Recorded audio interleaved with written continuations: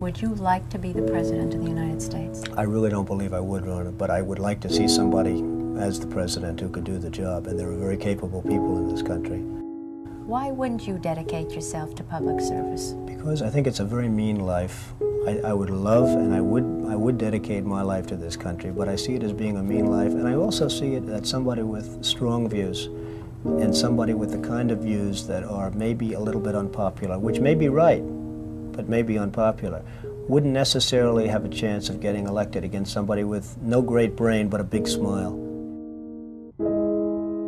This sounds like political presidential talk to me, and I know people have talked to you about whether or not you want to run. Would you ever?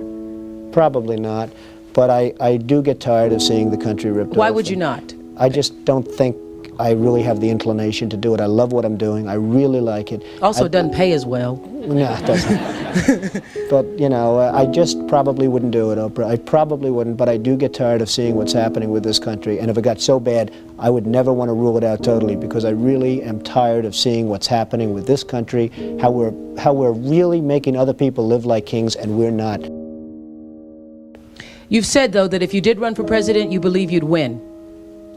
Well, I don't know. I think I'd win. I tell you what, I wouldn't go in to lose. I've never gone in to lose in my life. And if I did decide to do it, I think I'd be inclined, I would say that I would have a hell of a chance of winning, because I think people, I don't know how your audience feels, but I think people are tired of seeing the United States ripped off. And I can't promise you everything, but I can tell you one thing, this country would make one hell of a lot of money from those people that for 25 years have taken advantage. It wouldn't be the way it's been, believe me.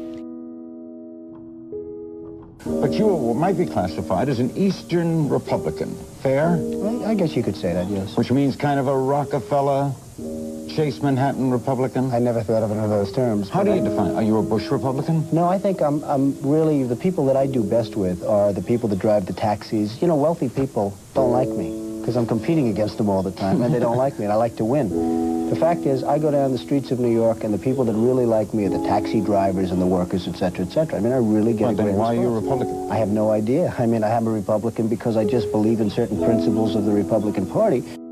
You have flirted with the idea of politics. Now you're here at your first national convention. Does that get you interested in possibly making the plunge? Now you have to tell me something. Who told you I flirted? Well, I didn't know that I flirted with. Well, you took out full-page ads in the New York Times to talk about your foreign policy. Some people would say... I do feel very strongly about the country. I love the country. You've become a role model in this country. The reason that your book sells, the reason that your board game sells, is because people are looking to leaders. People are looking for values, and you're one of the people. And it's no... You may dismiss it, but people are talking about, you know, Donald Trump for president. What they're really talking about is Donald Trump, show us the way. Well, be the true white hat. I'm, again, somebody that has a good instinct financially. I have had historically. I've followed markets. I've been going the right direction, whether it's New York real estate or stocks or whatever. I know from a common sense financial standpoint that something has to burst. When a country is losing billions and billions and billions of dollars a year, and when other countries are making hundreds of billions of dollars, something is going to burst, and it's going to start here. I know it. It's a question of when. To me, it's not a question if, it's a question of when. And unless we're going to solve our problem, and the problem is caused by our allies, unless we're going to solve that problem, this country is in very, very big trouble. And I'm not talking recession kind of trouble, I'm talking depression kind of trouble. Would you really like to take over and run the country as you have run your organization? I would much prefer that somebody else do it. I just don't know if the somebody else is there. I don't know if we have the kind of advocate that you need. We need major surgery. This country needs major surgery. Are you the surgeon? I think I do a fantastic job, but I really would prefer not doing it.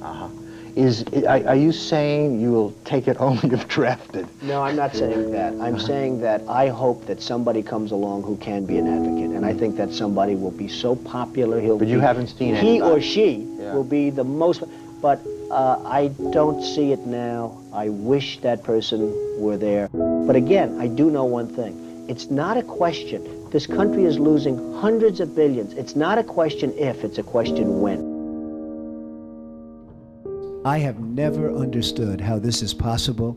I have never understood how somebody throughout this country didn't sue the United States government and have that overturned. I mean, you had people, investors, investing over a 10-year period for under a set of conditions. And this is, as I was talking before, playing the game. We're all playing by a certain set of rules. The rules were changed for the government, but they weren't changed for us. I mean, it was an incredible circumstance that happened. And people went bust by the hundreds of thousands, and I hope you weren't one of them in terms of that, but obviously you know a lot of people that were. They changed the rules on taxes, and you have some incredible situations where people guaranteed personally a stream of payments to be paid over a 10-year period based on a stream of tax benefits for perhaps a very good job, like a low-income housing development. Nothing wrong with that, a very positive thing. And after 2 years, they got wiped out with the taxes, and yet they still owed all of this money. And many of these people, most of these people, had to declare bankruptcy. They couldn't pay it. I deal with foreigners all the time. I deal with foreign leaders all the time. I know many of the foreign leaders probably better than a lot of the so-called candidates that are running on the Republican and Democratic tickets. I think I'd get along very well with them. And I think you'd have a lot less gridlock in Washington if I decide to do this and if I won. You know, nobody talks about the soldiers that are coming back with no arms and no legs. And I saw at Mar-a-Lago on Mondays, I make Mar-a-Lago my club that you know about. In Palm Beach. I make that twice now. On a Monday, I let returning Iraqi injured soldiers come to the premises. The most beautiful people I've ever seen, but they're missing arms and legs. They're with their wives, sometimes they're with their girlfriends, and the tears are coming down the faces of these people.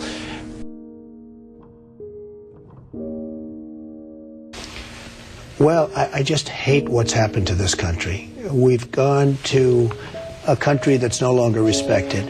We're in a war that we should have never, and by the way, I'm worse than any hawk there is in terms of military and in terms of defending ourselves. But Saddam Hussein didn't knock down the World Trade Center. He had nothing to do with it. And there were no weapons of mass destruction. The other day, the head of 3M said that President Obama is anti-business. Do you get the same feeling that he does? Well, I don't know that it's anti-business or he just really doesn't know exactly what to do.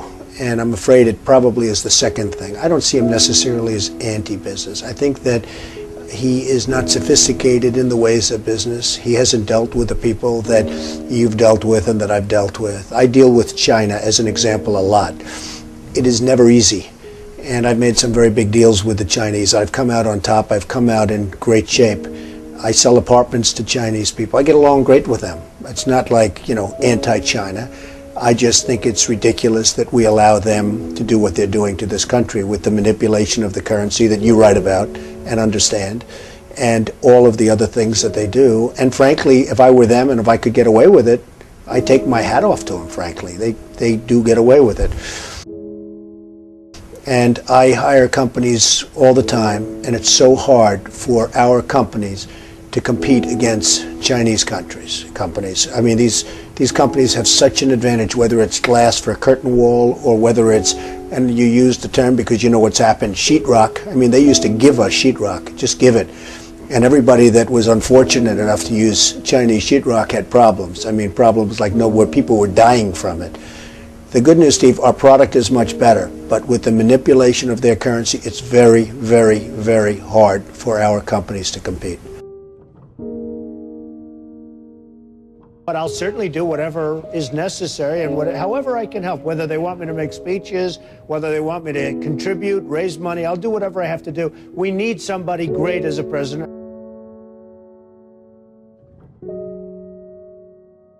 I know that you were mentioning that Aaron and I did a kind of an interesting video not that long ago in August about how things have fallen apart. But at that point, the only people who were saying it were us and you. I was saying it a long time ago. And frankly, they're talking about 50 basis points.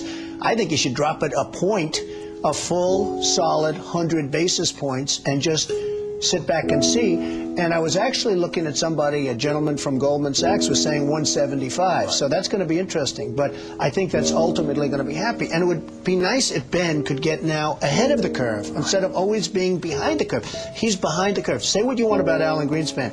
He was always slightly ahead of the curve. And that was always brilliant. And he had this incredible reputation. I think Ben has to get a little bit ahead of the curve. He has to do something dramatic. And I really think what he should do is surprise the hell out of everyone and do it 100. And let's see what happens. That would be big. Any politician, do you think, has the pulse? Anyone running for president has the pulse of what you know about the economy? Well, the biggest problem is something I never hear about. I told you about it once. Every time they lower interest rates, the cartel, because I call it a cartel, the illegal monopoly, raises oil prices, okay? So the monopoly, because that's all it is, it's a total illegal monopoly. If businesses ever formed OPEC, everybody would be put in jail. Here they are, and every time a country hits oil, they're invited in to the cartel, okay? It's a disgrace. So what happens is every time interest rates go down, oil prices go up, and it's the same number. I mean, practically the same money. So they lower it, they raise it, they lower it, they raise it. Now you have oil that's close to 100, going to be over 100, and nobody in this country calls and says, get that damn oil price down. You get it down.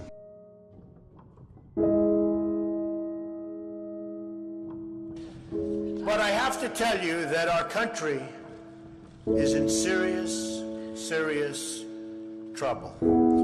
We owe $17 trillion our debt. How do you pay off 17 trillion? Nobody ever heard the expression a number of years ago. The word trillion. We have debt that's beyond belief. We have deficits that nobody can even comprehend. China, which I've been talking about for the last 5 years, yesterday, right in our face, they just devalued their currency. Now, for those that don't understand devaluation, what they're basically doing is saying, we're really ripping you big league. Nobody's ever done it better than us, but now we're going to really do it again. And the reason they did it, and everybody was surprised by it, was because our leadership is so weak and so pathetic that they can get away with it. And believe me, they're taking our jobs, and they're taking a big league. And China's not the only one. You look at other countries, they're all doing the same thing. They have no respect for our leader, and frankly, they have no respect any longer for our great country. And it's so simple to solve. What we need is a strong economy. What we need is jobs. Now, you hear these phony job numbers, 6.7%. The 6.7% is probably 21 or 22% real numbers. When you give up looking for a job, it's like they consider you employed. It's amazing. They changed this. You know, in the old days, if you had people that couldn't find work, they couldn't find work. Today, such a huge number. Now you look at what's going on with Afghanistan.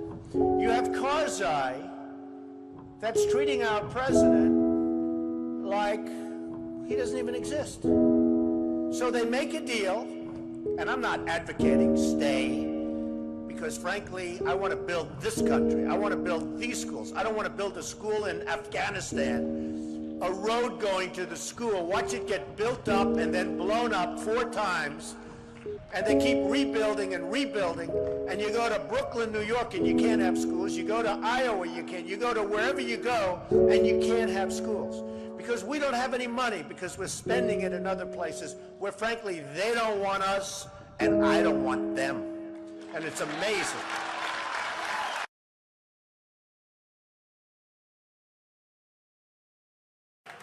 Our country is in serious trouble.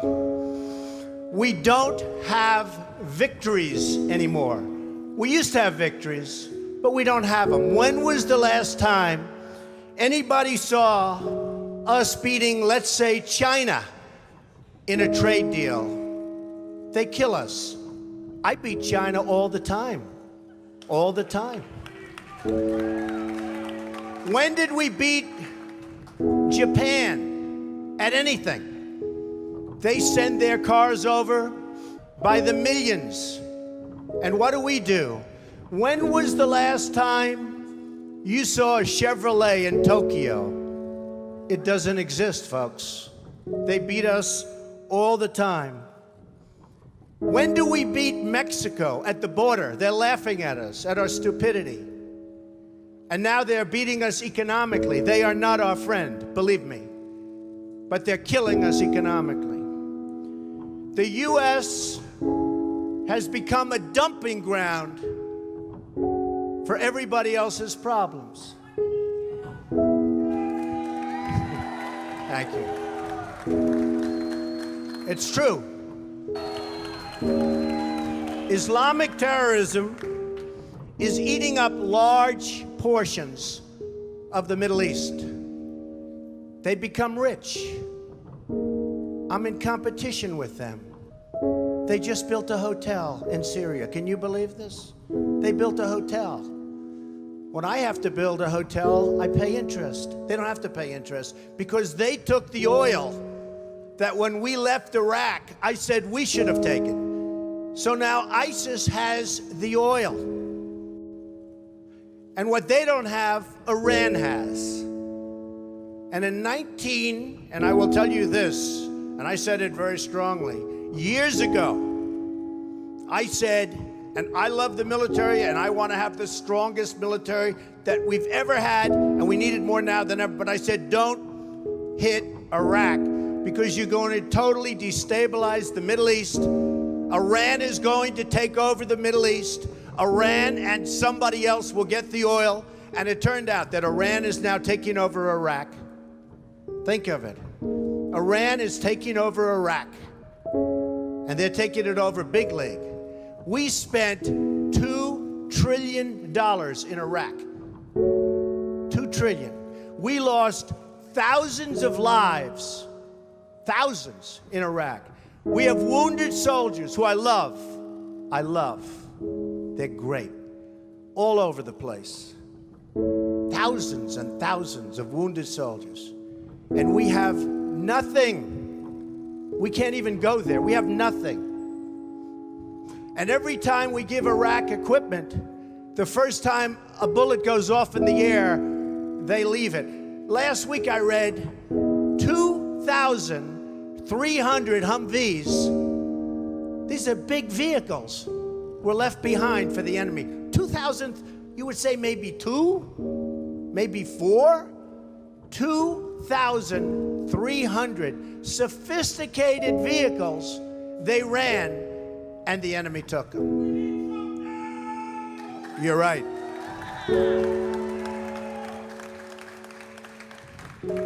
Last quarter, it was just announced, our gross domestic product, a sign of strength, right? But not for us. It was below zero. Who ever heard of this? It's never below zero. Our labor participation rate was the worst since 1978.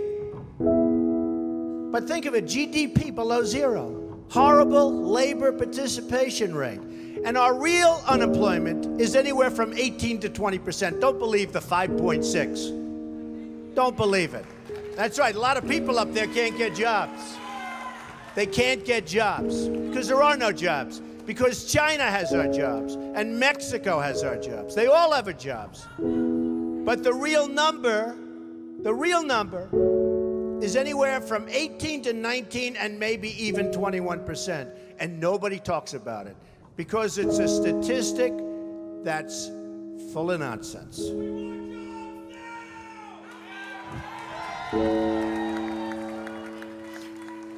Our enemies are getting stronger and stronger by the day, and we as a country are getting weaker. Even our nuclear arsenal doesn't work. It came out recently. They have equipment that's 30 years old. They don't even know if it worked. And I thought it was horrible when it was broadcast on television, because boy, does that send signals to Putin and all of the other people that look at us and they say, that is a group of people, and that is a nation that truly has no clue. They don't know what they're doing. They don't know what they're doing. We have a disaster called the big lie, Obamacare. Obamacare. Yesterday it came out that costs are going for people up 29, 39, 49, and even 55%.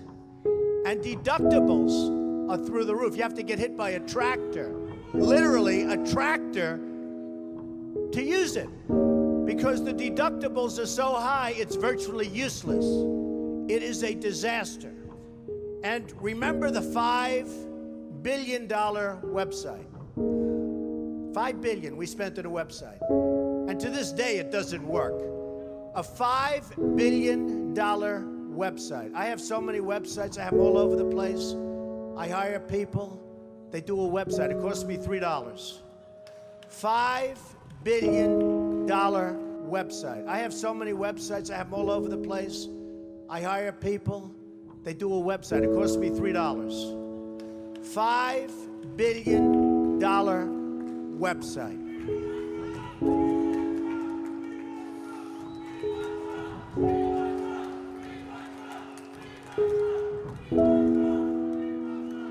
Well, you need somebody, because politicians are all talk, no action. Nothing's going to get done. They will not bring us, believe me, to the promised land. They will not. As an example, I've been on the circuit making speeches, and I hear my fellow Republicans, and they're wonderful people. I like them. They all want me to support them. They don't know how to bring it about. They come up to my office. I'm meeting with 3 of them in the next week, and they don't know. Are you running? Are you not running? Could we have your support? What do we do? How do we do it? I like them. And I hear their speeches, and they don't talk jobs, and they don't talk China. When was the last time you heard China's killing us? They're devaluing their currency to a level that you wouldn't believe. It makes it impossible for our companies to compete. Impossible. They're killing us. But you don't hear that from anybody else. You don't hear it from anybody else. And I watch the speeches. Thank you. I watch the speeches of these people, and they say, the sun will rise, the moon will set, all sorts of wonderful things will happen. And people are saying, what's going on? I just want a job. Just get me a job. I don't need the rhetoric. I want a job. And that's what's happening. And it's going to get worse, because remember, Obamacare really kicks in 2016. Really big league. It is going to be amazingly destructive. Doctors are quitting. I have a friend who's a doctor, and he said to me the other day, Donald, I never saw anything like it. I have more accountants than I have nurses. It's a disaster. My patients are beside themselves. They had a plan that was good. They have no plan now. We have to repeal Obamacare, and it can be replaced. And it can be replaced with something much better for everybody. Let it be for everybody, but much better and much less expensive for people and for the government. And we can do it. So, I've watched the politicians. I've dealt with them all my life. If you can't make a good deal with a politician, then there's something wrong with you. You're certainly not very good. And that's what we have representing us. They will never make America great again. They don't even have a chance. They're controlled fully. They're controlled fully by the lobbyists, by the donors, and by the special interests, fully. They control them. Hey, I have lobbyists, I have to tell you. I have lobbyists that can produce anything for me. They're great. But you know what? It won't happen. It won't happen because we have to stop doing things for some people, but for this country, it's destroying our country. We have to stop, and it has to stop now. Now, our country needs a truly great leader. And we need a truly great leader now. We need a leader that wrote The Art of the Deal. We need a leader that can bring back our jobs, can bring back our manufacturing, can bring back our military, can take care of our vets. Our vets have been abandoned. And we also need a cheerleader. You know, when President Obama was elected, I said, well, the one thing I think he'll do well, I think he'll be a great cheerleader for the country. I think he'd be a great spirit. He was vibrant, he was young. I really thought that he would be a great cheerleader. He's not a leader, that's true. You're right about that. But he wasn't a cheerleader. He's actually a negative force. He's been a negative force. He wasn't a cheerleader, he was the opposite. We need somebody that can take the brand of the United States and make it great again. It's not great again. We need somebody. We need somebody that literally will take this country and make it great again. We can do that. And I will tell you, I love my life. I have a wonderful family. They're saying, Dad, you're going to do something that's going to be so tough. You know, all of my life I've heard that a truly successful person, a really, really successful person, and even modestly successful, cannot run for public office. Just can't happen. And yet that's the kind of mindset that you need to make this country great again. So, ladies and gentlemen, I am officially running for President of the United States, and we are going to make our country great again.